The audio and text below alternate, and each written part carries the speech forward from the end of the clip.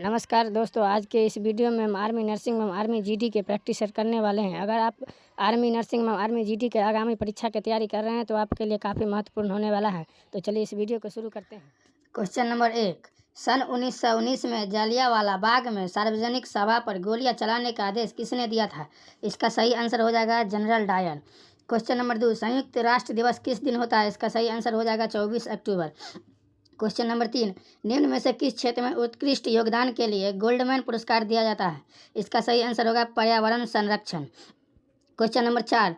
सौर मंडल का सबसे बड़ा ग्रह कौन सा है? इसका सही आंसर हो जाएगा बृहस्पति। क्वेश्चन नंबर 5। एशियन विकास बैंक का मुख्यालय डैश में स्थित है? इसका सही आंसर हो जाएगा मनीला। Question number 6। निम्न में से किस देश का लिखित संविधान नहीं है? इसका सही आंसर हो जाएगा इंग्लैंड। Question number 7। भारतीय विज्ञान संस्थान डैश में स्थित है? इसका सही आंसर हो जाएगा बेंगलुरु। Question number 8। बिजली की खोज डैश के द्वारा की गई थी? इसका सही आंसर हो जाएगा बेंजामिन फ्रैंकलिन। Question number 9। निम्न में से कौन सा देश संयुक्त राष्ट्र का संघ का सदस्य नहीं है? इसका सही आंसर हो जाएगा वेटिकन सिटी। Question number 10। कौन सी अक्षांश रेखा भारत से गुजरती है? इसका सही आंसर हो जाएगा कर्क रेखा। भाग 2 जीव विज्ञान। Question number 11। कंकाल की मांसपेशियों की मूल विशेषता क्या है? इसका सही आंसर होगा रेखित पेशी और इच्छित पेशी। Question number 12। मनुष्य में जेरोपथलिग्मा किसकी कमी के कारण होता है? इसका सही आंसर होगा विटामिन ए। Question number 13। 20वीं सदी के डार्विन किसको कहा जाता है? इसका सही आंसर होगा अर्नस्ट मेयर। Question number 14। मिट्टी के निर्माण का प्रमुख स्रोत है? इसका सही आंसर होगा डैश स्रोत है। इसका सही आंसर होगा चट्टाने। आरएच फैक्टर की खोज किसने की थी? इसका सही आंसर होगा लैंडस्टाइनर और बीनर ने। Question number 16। क्वेश्चन नंबर 16 है इच्थोलॉजी जंतु विज्ञान की वह शाखा है जो डैश के अध्ययन से संबंधित है? इसका सही आंसर होगा मछली। Question number 17। निम्न में से कौन सी एंजाइम है जो लाल रक्त कोशिकाओं में CO2 और H2O के बीच प्रक्रिया दर को बढ़ाता है? इसका सही आंसर होगा कार्बनिक एनहाइड्रेज। Question number 18। निम्न में से कौन सा कारक नई प्रजाति के निर्माण में शामिल होता है? इसका सही आंसर होगा अलगाव और विविधता। Question number 19। सजीवों का 5 जगत वर्गीकरण किसके द्वारा प्रस्तुत किया गया था? इसका सही आंसर होगा व्हिटेकर। Question number 20। वंशागति और विविधताओं का अध्ययन को क्या कहा जाता है? इसका सही आंसर होगा आनुवंशिकी विज्ञान। Question number 21। केंद्रक कोशिका विज्ञान का अध्ययन क्या कहलाता है? इसका सही आंसर होगा केंद्रक विज्ञान। Question number 22। बाह्य वातावरण में परिवर्तन के बावजूद आंतरिक अनुकूल परिस्थितियों का रख रखाव क्या कहलाता है? इसका सही आंसर होगा समस्थैतिक। इसका सही आंसर होगा क्वेश्चन नंबर 20 समस्थैतिक। Question number 23। मनुष्य में आयोडाइड नमक क्यों उपयोगी होता है? इसका सही आंसर होगा थायराइड ग्रंथि का नियंत्रण करना।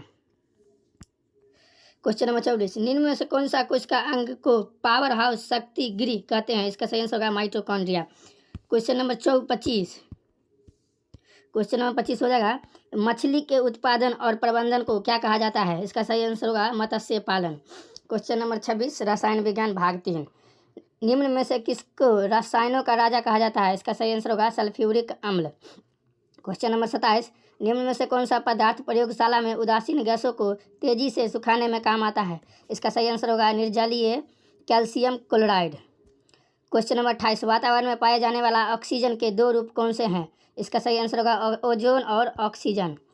Question number 29। जहाज और पनडुब्बियों के डिजाइन का निर्माण डैश के आधार पर किया जाता है? इसका सही आंसर होगा आर्किमिडीज का सिद्धांत। Question number 30। क्वेश्चन नंबर 30 है वह प्रणाली जिसमें वातावरण के साथ द्रव्य ऊर्जा अथवा कार्य का आदान प्रदान नहीं होता है डैश कहलाती है? इसका सही आंसर होगा रुद्धोष्म। इसका सही आंसर होगा क्वेश्चन नंबर बी रुद्धोष्म। Question number 31। निम्न में से कौन सी नोबेल गैस हवा की उपलब्धता नहीं है? नोबेल गैस हवा में उपलब्ध नहीं है। इसका सही आंसर होगा रेडॉन। Question number 32। ऑक्सीकरण को डैश के रूप में परिभाषित किया जाता है? इसका सही आंसर हो जाएगा इलेक्ट्रॉन की कमी। इलेक्ट्रॉन की कमी। क्वेश्चन नंबर 33, उपचायक को डैश के रूप में जाना जाता है? इसका सही आंसर होगा ऑक्सीकारक अभिकर्ता।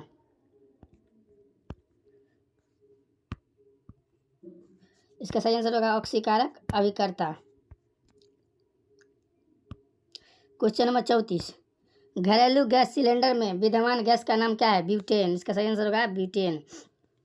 क्वेश्चन नंबर 35, निम्नलिखित में से कौन संदेहक के रूप में उपयोग किया जाता है? इसका सही आंसर होगा ग्रेफाइट। क्वेश्चन नंबर 36, चुंबक बनाने के लिए डैश मिश्र धातु का उपयोग किया जाता है? इसका सही आंसर होगा अल्निको।